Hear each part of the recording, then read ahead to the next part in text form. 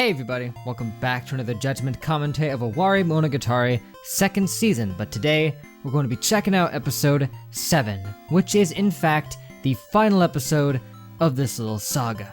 It's also part 3 of the Ougi Dark arc, and last time, oh boy, the door was opened up to a whole lot of information with the confirmations that we finally received. First off, Araragi was finally told definitively who Ougi is by Gaia, and she laid it out for him clear as day, so he went off to face Ougi once and for all. But as that was all going on, Ougi was making some moves of her own because she decided to go ahead and pick up Tsukihi on her way home from Nadiko's house, and they had some interesting discussion on the way there, and once they arrived at their location. And where was this location exactly? Well, it was the old cram school. Yeah, the one that burned down. Apparently its ghost has emerged to serve as the final battle location, and I really couldn't think of a better place for it to be, honestly. But Ougi locks her and Tsukihi inside and asks her a few questions about her life and about her goals. And Tsukihi expressed that she doesn't really have any goals. There's nothing she really looks forward to. She's just happy living as she is. Although Ougi expressed that Tsukihi might not have a future, but she doesn't really care. She's not worried about that. As long as she's happy in the now, then she doesn't mind. And Ougi, well, she's very clearly jealous about that, because as an apparition herself, she doesn't really have that luxury of being able to just live so carefree. Especially since Tsukihi is afforded the luxury of being able to live in a lie as a human, even though she's not one, and Ougi, she knows she can't keep that up forever. And that's the thing, is that Ougi was trying to pry into Tsukihi in hopes of revealing that she's living a lie so that the darkness would swoop in and take her away, but she failed. Tsukihi, as far as she's concerned, is not living in a lie. This is just her life. And not only her, but Araragi genuinely believes that she is his sister as well, even though he knows the truth. So Tsukihi, she's pretty much invincible from the darkness. But after she lets Tsukihi go, Araragi confronts her in the classic classroom where this all began and tells her that he knows who she is. She's him. Ougi is Araragi, she and he are one and the same, and this is a bombshell while at the same time being very obvious. From the start, they've been laying down hints of her connection to Araragi, and I've been picking up on them the entire time. But what complicated things and was really interesting is that Ougi was trying to lead everyone else to believe that she was the darkness, while there were also hints being sprinkled in of the truth that she was Araragi. And if you were just following both of these hints, it would be pulling you in different directions. You wouldn't know which necessarily to follow up on, which one's the red herring. In my mind, I was thinking it would turn out that she was kind of both at the same time, that she was a manifestation of the darkness as well as some weird iteration of Araragi, and in the end, that's kinda true, but at the same time, it's not. She's not the darkness at all, she was just pretending to be the darkness. But she is in fact an extension of Araragi. A reflection, a shadow, whatever you want to call it, she was born out of him. Somehow. And that explains a whole lot. A whole heckin' lot. There's a lot of details that I was informed of. You know, a lot of the foreshadowing that they've laid out that could have given you this idea. There's a lot of it, so buckle up. I'm gonna talk about as much of it as I can remember. One such that I thought was really cool was that in episode 1, right out of the gate, Araragi, when describing Oshino, said that he was like an uncle figure to him. And Ougi said that she was Oshino's niece. That he was her uncle. Dang. If you could think back to episode 1 and pick up on that detail, that would kind of give it away right out of the gate.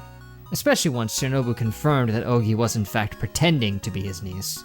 There was also a hint dropped in the last episode that if you had picked up on that somehow, that would just solidify it beautifully in that the scene of Ougi and Tsukihi riding in on the bike and going up into the cram school is a 1-to-1 recreation of Araragi and Senjugahara riding in and going into the cram school. It is the exact same thing, only with the characters switched out.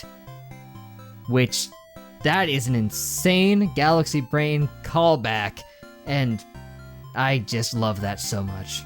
It further cements the fact that this story is ending where it began, and that's impeccable.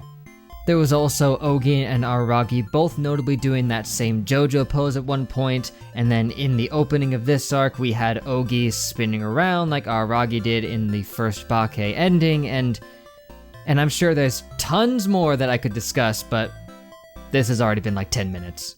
So I'll just bring up one more thing related to this episode, and it's that Tsukihi's clothes during the scene where she was talking with Nadeko, it was the same outfit that Karen wore in the infamous toothbrush scene.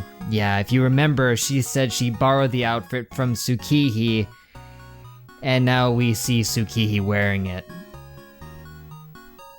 And thus, here we are, at the finale of Owarimonogatari, second season. Let's not waste any more time, and head in. Oh my, if that didn't feel like an ending, I don't know what else would, because, wow. What a beautiful, heartfelt finale, man.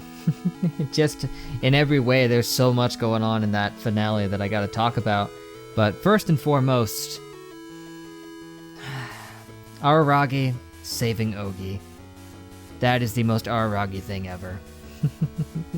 As always, right when someone's about to go, he has to make that last split-second decision to try and save them, even at the expense of himself, because that's just what he has always done. Even if it meant he was gonna get hurt, he didn't care, he just had to save them. And in this case, it's especially meaningful because the person he was saving was himself. Finally, Araragi saves himself. The ultimate culmination of his character arc. How can you not appreciate that? We literally got to see a physical manifestation of him saving his own life. And then of course, we had the return of Oshino, finally. Hanekawa coming in clutch, bringing him in at the last second for him to make sure Ougi gets to stick around, because as we know, as long as somebody believes the lie that an apparition is telling, they're legitimized, they can just stay as that. It's why Tsukihi isn't going anywhere, because Araragi genuinely believes in his heart that she is still his sister. And Oshino coming in here and accepting Ougi as his niece means that she gets to, well, be his niece. Now she just actually is because he believes it. And in terms of what I alluded to earlier when I said we saw Ougi still around in a previous arc, that was in Hanamonogatari, I believe, right? Which, as we saw, takes place after Araragi graduates and Ougi was still there.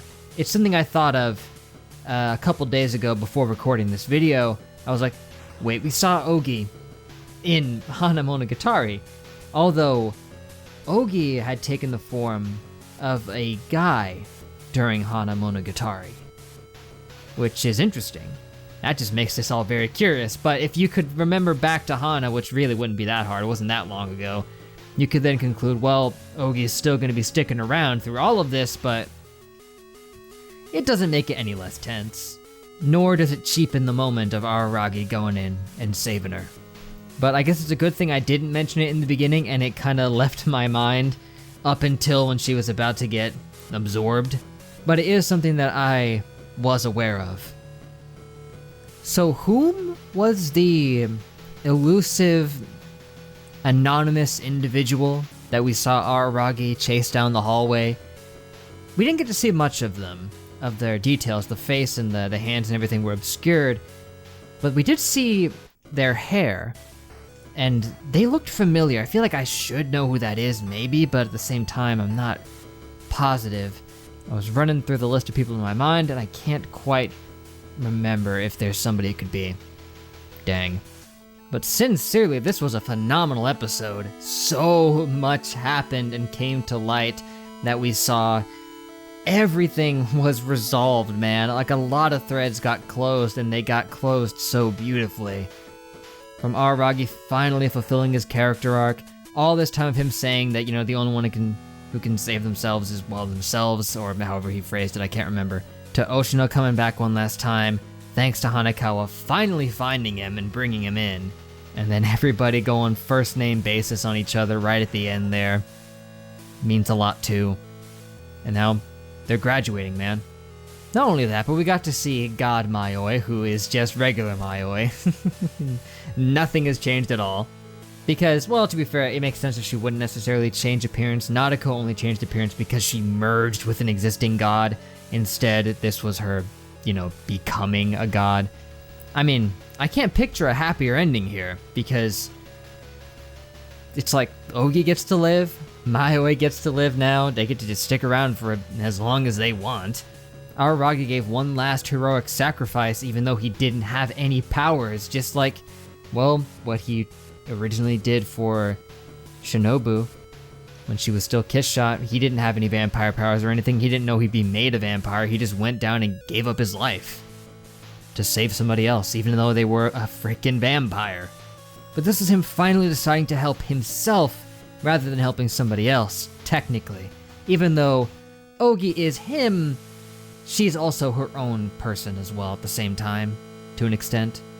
But he knew that she was him, and that she was content with getting eaten up by the darkness. She had accepted it as her fate, that Araragi was right and she was wrong.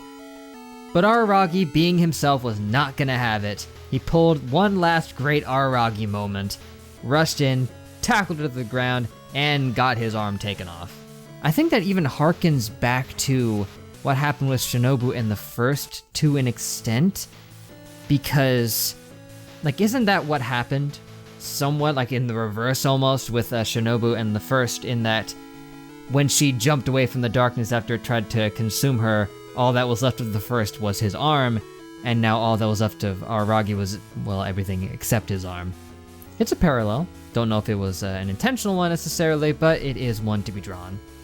And well, I'm talking about this like it's the last episode, because it feels like it is, but it isn't. There's still one last thing that has been adapted, and there's still even more stories beyond that just haven't been adapted yet into anime form. There's been a hiatus since 2019, I think, of them. There's not been any new Monogatari coming out. And yeah, from what I can see, actually no, I think it's been even longer. It looks like the last thing, Zoku Owarimonogatari, came out in 2018, so the hiatus has been a little longer than that even. But there's a whole bunch more. Apparently, according to this, there's an off-season, there's a monster season, whatever the hell that is. There's been new Monogatari novels being released, up to even 2021 one came out, so yeah, this series is not over yet, no sir. But yeah, final season, my ass. So anyway, I guess that's really all I have to say. It was a great last episode. Owarimonogatari Part 2 overall just had some of the best moments from the show. Just that last one, I can't get over just how much of a culmination of a lot of the show's themes that was. It even had a few little funny awkward moments with Karen and Ougi bringing up that she's not a young girl, but then Haragi being like, well, technically you're 6 months old, so. Although at least it spun into that, so he would want to protect her. That's a lot more reasonable. Just a little bit of everything was there, man. They even referenced the toothbrush scene. Everything was there. It ain't the finale, but if it wanted to be, it could be. So for now, that's it guys, but thank you for watching. Make sure to leave a like and a comment if you enjoyed. Subscribe to be updated on more. That would be great. Next time, we got Zoku Owarimonogatari. That's a bit of a mouthful indeed, but now this one was a weird one because looking up stuff about it, no plot details or anything, I can see that it was actually originally released as a film in 2018, that's why I said 2018. In 2018, it was released as a movie, but then in 2019, they aired it on TV as 6 episodes. So I guess I could either watch it all at once as a movie, or I can split it up into 6 episodes. Finding time to watch all of it as a film might not be easy, but and I think the TV variation might be the one people prefer. Maybe for pacing reasons, I don't know. Maybe you guys can let me know your opinions on that one. I'm not sure what it has in store, but Aragi himself hinted at the end that the story is not over, despite the fact that it was called an end and it was called final season. It was a fake out. So for now, that's it. Hope to catch you next time, but till then, I will see you guys later!